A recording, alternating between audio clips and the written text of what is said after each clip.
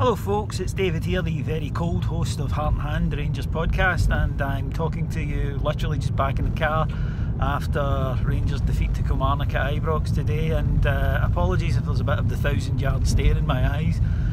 I having trouble processing how bad that was. It was appalling, and I really didn't see it coming. I thought there would be a good reaction to last week, but that one's impossible to defend. There was nothing good about it at all. There was nothing that you could single out and say we can take that as a positive. Just collective failure all over the pitch and in the dugout as well. Trying to avoid knee-jerk reactions because it's far too early. You need to go home, calm down, go out the back, kick something repeatedly for a while. Although if it'd been like most of the Rangers players, I'd miss. But it's so difficult to kind of pick that one apart because there's very little to pick apart from, well, that was rubbish, that didn't work. Teams have got that formation sussed, and Rangers have a current first team who can't play at Ibrox, and that's not really a recipe for success. 7 home defeats now, and the concern is that any time that Murty is running into a competent manager, they are outwitting him. And I don't know, I see something in Graham Murty, but people have said to me he's not at our level yet. I'm finding it harder and harder to disagree with that. He's knocking off teams he should knock off, but in bigger matches we're just not there. And today there was nothing at all you could point to and say, well, that was a positive, and you could point to and say, well, he did well or that did well. Started Jason Cummings ahead of Alfredo Morelos. It was a gamble, it didn't work. And then when Morelos came on, though, he looked absolutely bereft of confidence. But by that stage, Rangers could still be playing. By the time I get home, Rangers could still be playing, and they wouldn't have scored. And the only 2 real decent opportunities were headers from Russell Martin, from set pieces, and that, I think, sums it up.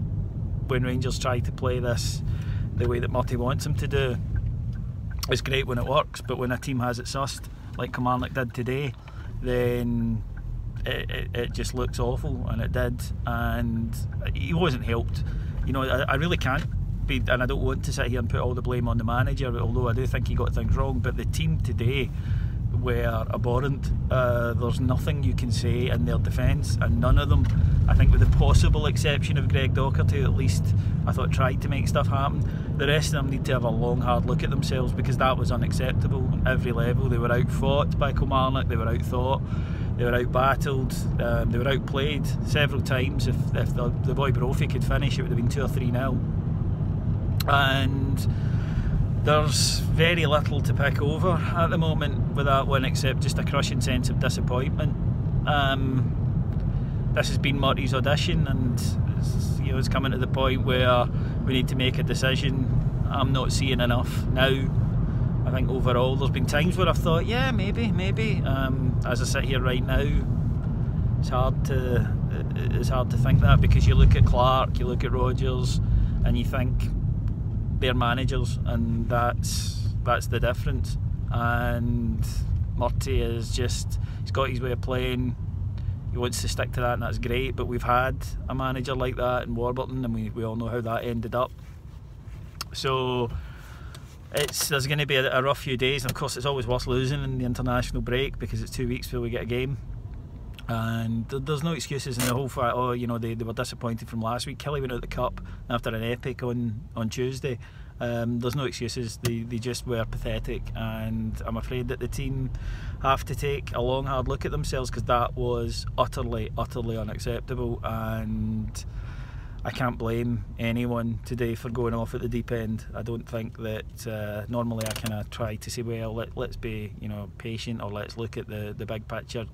Go Tonto today, you're entitled to, because that was really poor from Rangers and just not good enough. So like I say, this one's over to you guys. You let us all down, and that was an embarrassing display again at our house, and you keep letting teams come here and do that to us, and it ain't going to last. It ain't going to continue that. that long, and if Graham Murty can't turn it round, then we'll bring in somebody who hopefully can.